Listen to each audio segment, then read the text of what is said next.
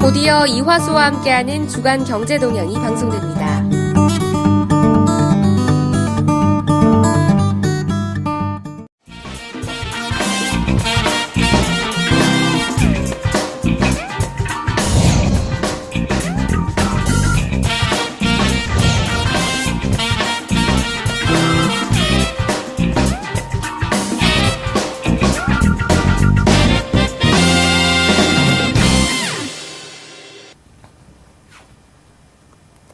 안녕하십니까. KTV 시청자 여러분. 주간경제동향의 이화수 진행자가 부득이한 사정으로 자리를 비우게 돼 제가 대신 2주간 진행을 맡게 됐습니다.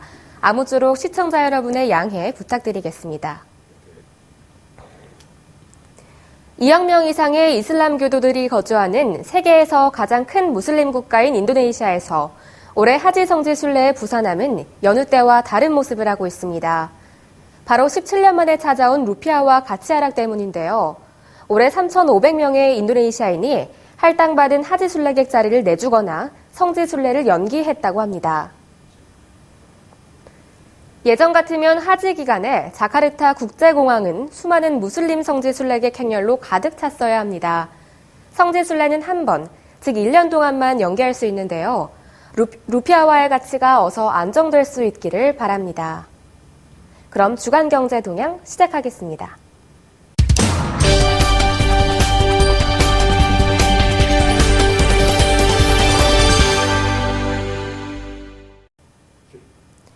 주간 경제 뉴스 중에 주목할 만한 소식을 되짚어보는 위클리 이코노스팟 시간입니다. 지난주 미국의 연방준비위원회의 금리 동결과 인도네시아 중앙은행의 강력한 개입으로 환율이 100루피아 정도 하락하면서 마감됐습니다. 하지만 이러한 미국의 금리 동결은 경기 회복세에 대한 확신이 부족한 때문이며 중국 경기가 침체에 빠질 것이라는 우려 때문이라는 이 시장의 해석이 부메랑으로 작용하고 있습니다.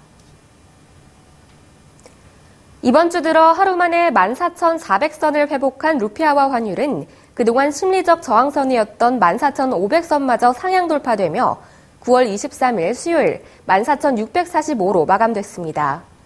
이날 환율의 상승은 주식시장과 채권시장의 큰 폭의 하락이 영향을 주었습니다. 중국의 제조업 지수가 예상치를 크게 하회할 것이라는 뉴스로 중국 증시가 2% 이상 하락한 것이 주변국에 영향을 준 것입니다. 인도네시아 중앙은행은 현재의 환율은 저평가되었으며 수출업자들이 달러 매도를 미루고 해외 자금의 유입이 제한된 데서 기인한 오버슈팅의 측면이 있다고 시장을 달래고 있습니다. 환율이 급등한 9월 23일 감독당국은 외국한 은행들을 소집해 긴급회의를 연 자리에서 현재의 상황을 설명하고 정부 정책에 잘 따라주기를 당부했습니다. 두 번째 소식은 외환 보유고 관련 소식입니다. 환율이 14,500선까지 상승하면서 인도네시아의 외환 보유고에 관심이 쏠리고 있습니다. 중앙은행 총재는 내년도 예산을 논의하는 자리에서 9월 달에 외환 보유고는 1,030억 달러로 8월 말에 1,053억 불보다 20억 불 이상 줄어든 것이라고 밝혔습니다. 하지만 중앙은행은 인도네시아의 외환 보유고가 1,000억 달러 이하로 떨어져도 걱정할 일은 아니라는 입장입니다.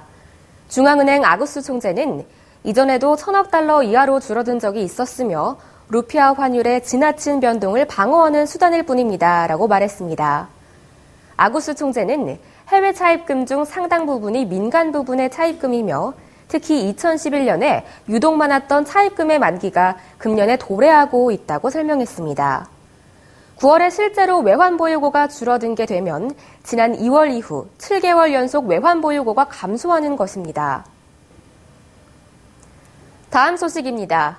인도네시아 중앙은행은 7월 민관을 포함한 전체 해외 차입금 규모가 전년 대비 3.7% 상승하면서 6월에 6.3%보다 줄어들었다고 발표했습니다.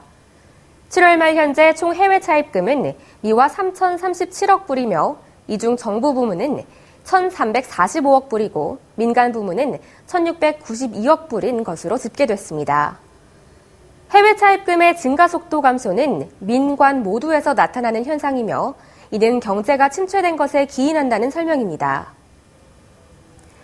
특히 정부 부문의 7월 해외 차입금은 전년 동기 대비 0.3% 증가에 그쳐 직전의 2.2%보다 큰 폭으로 하락했습니다.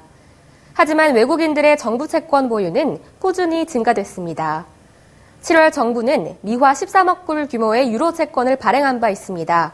한편 민간 부문의 해외 차입금은 금융산업과 제조업, 광산업과 전기, 가스업종 등에 집중되어 있습니다. 그런데 이들 업종의 영업이 전월만 못했던 것이 민간 부문의 해외 차입 증가 속도 감소의 원인이 되었습니다. 자료에 따르면 이들 해외 차입 중 85%에 달하는 미화 2,586억 불이 장기 대출로 양호한 상황입니다. 단기 대출 중 민간 부문은 미화 422억 불 수준입니다. 중앙은행은 해외 차입금 증가율 감소에도 불구하고 거시경제의 안정성을 위해 지속적인 모니터링을 계속할 것이라고 밝혔습니다. 여기까지 이코노스팟이었습니다. 이어서 주간 경제 지표를 정리해드리겠습니다.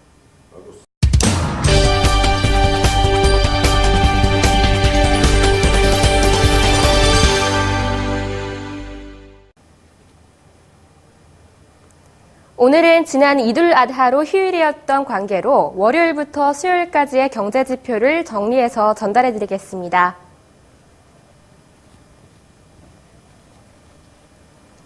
먼저 환율 관련 소식입니다. 루피아화 환율은 9월 23일 미달러당 14,645루피아로 마감했습니다. 미국이 금리를 동결한 이후 시장의 불안감이 오히려 증폭되면서 심리적 저항선이었던 14,500선이 상향 돌파되었습니다. 원화 환율도 전주에 하락폭을 만회하며 상승 반전했습니다. 9월 23일 미달러당 1,189.5원으로 마감하며 전주 대비 13.6원 상승했습니다. 100루피아당 원화는 9월 23일 8.18원으로 전주보다 0.01원 상승했습니다. 이는 원화 환율이 반등하면서 루피아화 환율과 같은 방향으로 움직였기 때문으로 보입니다. 다음은 채권과 주식시장 관련 정보입니다. 인도네시아 통화표시 10년물 국채는 9월 23일 9.26%로 마감하며 9월 16일 대비 0.2%포인트 하락했습니다. 종합주가지수는 9월 23일 4,244포인트로 전주보다 하락했습니다. 중국 증시 제조업 지수가 예상치를 하회하면서 2% 이상 하락하자 아시안 증시가 모두 동반 하락한 영향입니다. 거래량은 하루 3조 6천억 루피아에서 6조 1천억 루피아까지의 등락을 보였습니다. 지금까지 주간경제 지표였습니다.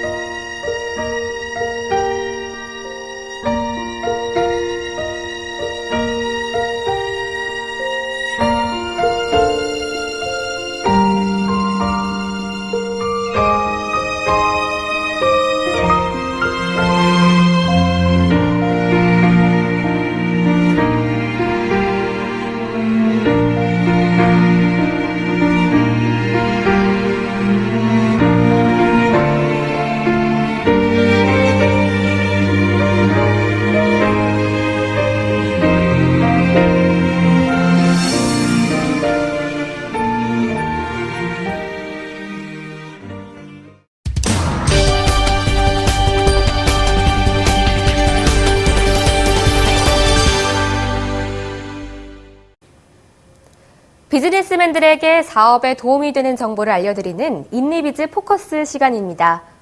인도네시아는 정부 예산의 적자가 예상되는 가운데 이를 메꾸기 위해 미화 50억 불의 추가 자금이 필요한 것으로 보입니다.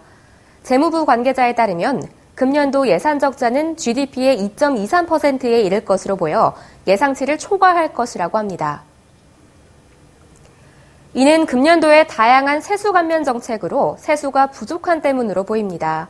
반면에 정부는 하반기에 사회 간접 자본의 투자를 계획하고 있습니다.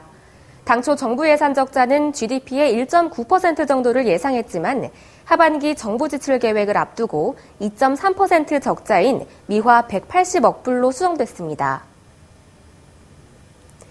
한편 다양한 수단이 마련되고 있습니다. 다자간 또는 양자간 차입 방식이 논의되고 있는데요. 재무부의 스나이더 시아한 이사는 우리는 미화 12억 불 상당의 대출을 준비하고 있습니다. 세계은행과 아시아개발은행 등에서 차입을 할 계획입니다. 라고 말했습니다. 그는 또한 10월과 11월 중에 세계은행에서는 추가로 미화 20억 불을, 아시아개발은행에서는 10억 불의 추가 한도를 제공할 수 있을 것이라고 덧붙였습니다.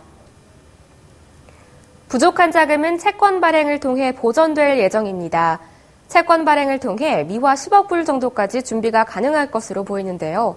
이 모든 수단을 동원하고도 모자라는 금액은 정부가 보유한 외환보유고를 사용할 수밖에 없습니다. 따라서 정부는 지금까지 논의된 것 이외의 모든 수단을 강구할 것이라고 밝혔습니다. 중앙은행은 지금의 외환보유고는 이러한 정부의 수요를 충족할 수준이며 필요하다면 다른 옵션도 있다고 얘기합니다.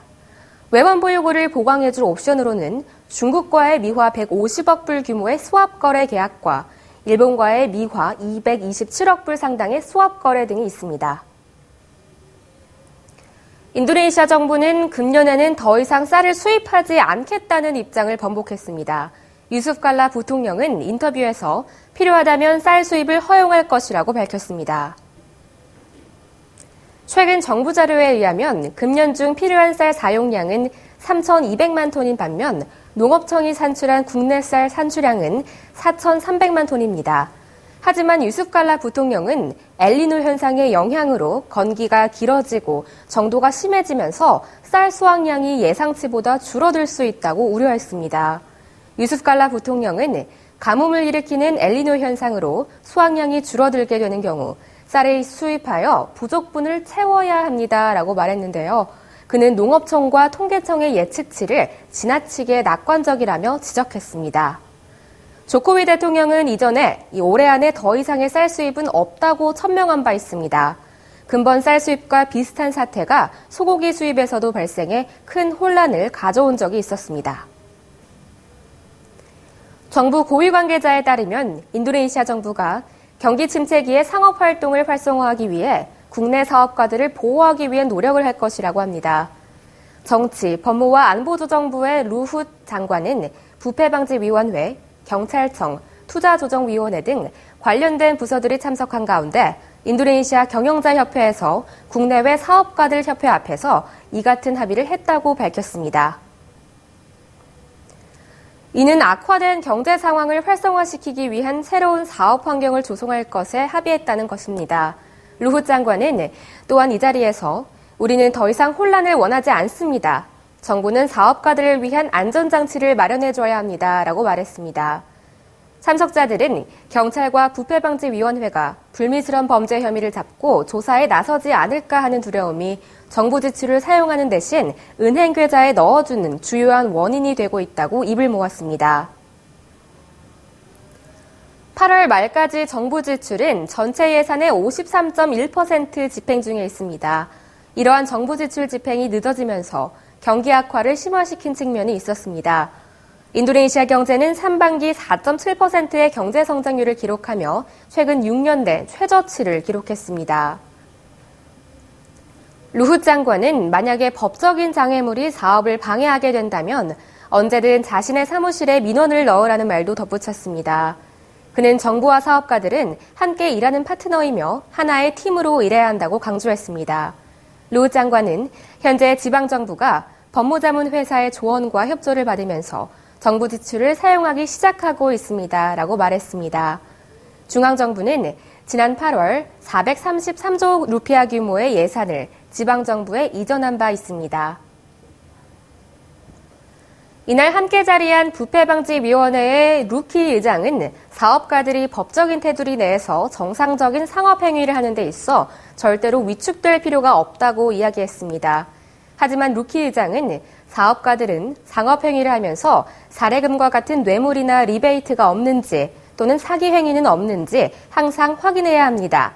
회사는 이를 위해 독립적인 제3자를 고용해 상업행위 시 조언이나 협조를 받을 필요가 있습니다라는 말도 잊지 않았습니다.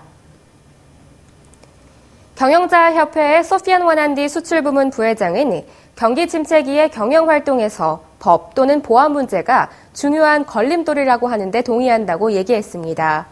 그는 지금처럼 실물경제 위기에 직면한 것은 오랜만의 일입니다. 특히 구매력 부분이 심각하게 훼손되었습니다. 그럼에도 불구하고 정부의 경기 부양책은 6개월이나 12개월은 있어야 효과를 발휘할 것입니다. 라는 우려감을 표출했습니다. 최근에 정부의 노력과 정책들이 쏟아지고 있습니다. 하지만 기업가들이 원하는 것은 이러한 정책들의 빠른 실행입니다. 이러한 기업가들의 희망이 정부 관계자들에게 전해졌으면 하는 바람입니다. 더도 말고 덜도 말고 한가위만 같아라. 1년 중 가장 풍요로운 명절 추석이 다가왔습니다. 하지만 높은 물가 때문에 추석을 맞는 국민들의 체감 경기는 어렵기만 하고 엎친 데 덮친 격, 지난 봄에 발생한 메르스 사태로 많은 혼란을 겪어 지역사회의 경기는 아직도 많은 부분이 위축되어 있는 것 같습니다. 빈자의 어머니로 불리는 마더 테레사는 미소 짓는 것이 어려울 때일수록 서로에게 미소를 베풀고 가족을 위한 시간을 할애해야 한다고 말했습니다. 어려운 시기이지만 올 추석에는 가족과 더 많은 미소를 주고받으며 즐거운 명절 보내시기 바라겠습니다. 시청해주신 여러분 감사합니다. 다음 주 이 시간에 이화수 진행자를 대신해 다시 한번 찾아뵙겠습니다.